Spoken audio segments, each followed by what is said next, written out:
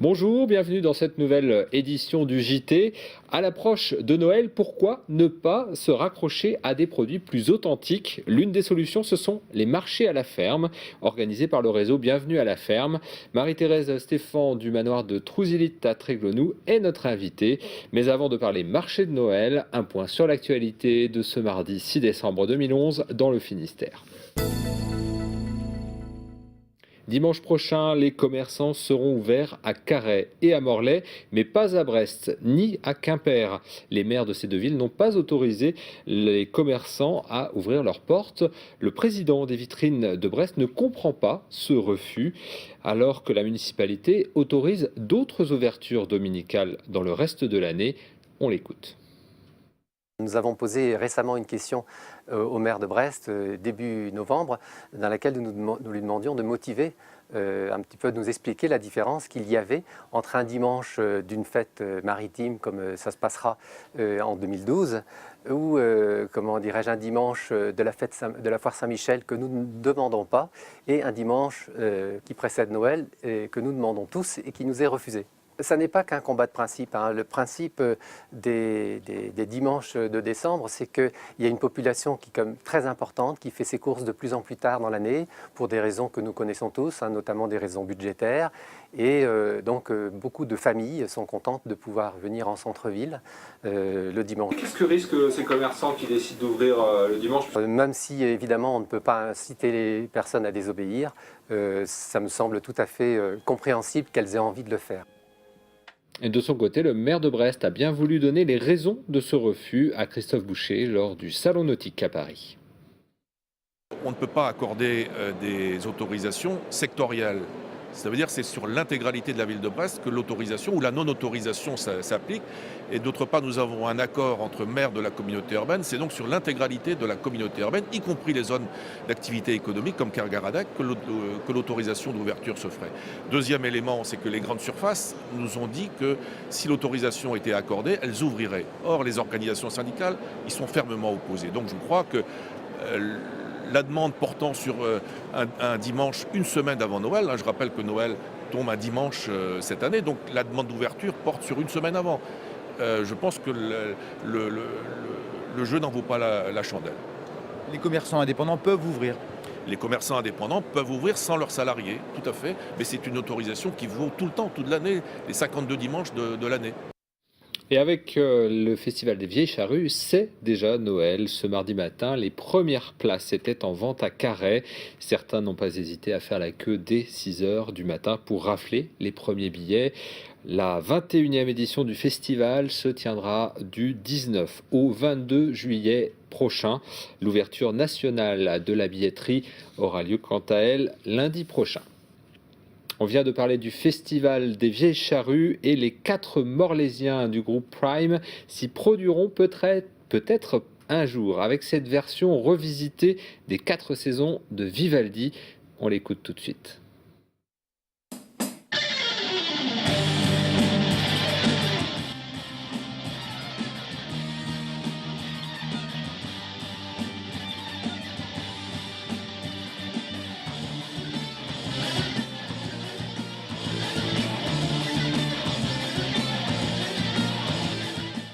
Voilà, et en attendant la consécration, le groupe Prime des adolescents donc de Morlaix sont programmés donc sur France 2 ce mardi dans l'émission La Grande Battle.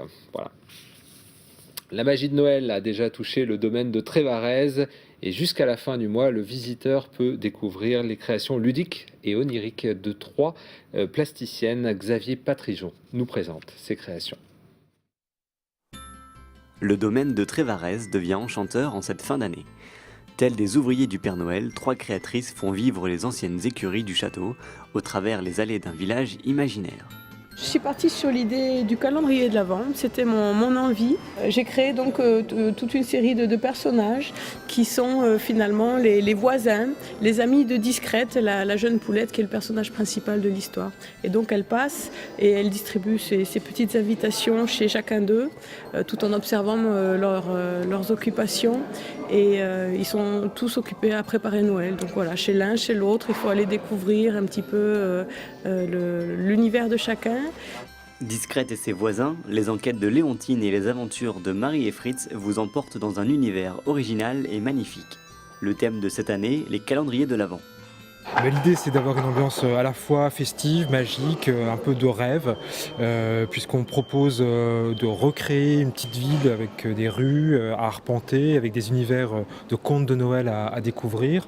Donc magie avec les illuminations d'un château qui du coup prend une autre forme, une autre dimension, avec des animations colorées, des mises en lumière spécifiques qui en font un château un petit peu merveilleux. La visite se poursuit au premier étage avec l'exposition des calendriers de l'Avent. Plus d'une centaine d'œuvres pour un concours mêlant une diversité de créations et de créateurs. L'exposition et les animations sont ouvertes tous les après-midi jusqu'au 1er janvier 2012.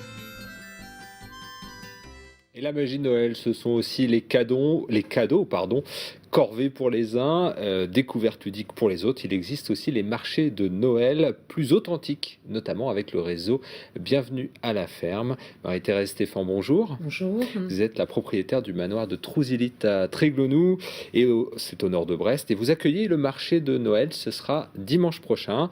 Alors peut-être, pour commencer, qu'est-ce que c'est que réellement un marché de Noël ?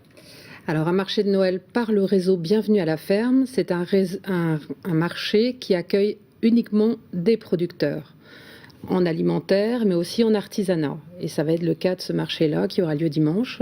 Et des producteurs qui ont chacun une exploitation ? Exactement. Tous ces producteurs donc auront quelque chose de commun, c'est qu'ils produisent et mettent en vente leurs produits. Donc ils sont là pour expliquer de quelle manière ils l'ont produit, de quelle manière on peut l'accommoder pour les fêtes éventuellement. Et je crois qu'il n'y a pas mieux placé pour en discuter. Et en image, on vient de découvrir notamment le marché à la ferme organisé sur l'exploitation de Solène Milin, qui est donc... Exactement, c'est la ferme de Kéraudy à Milizac. À Milizac, et ce sera d'ailleurs le 18 décembre. C'est ça. Vous, c'est dimanche prochain, donc ce 11 décembre.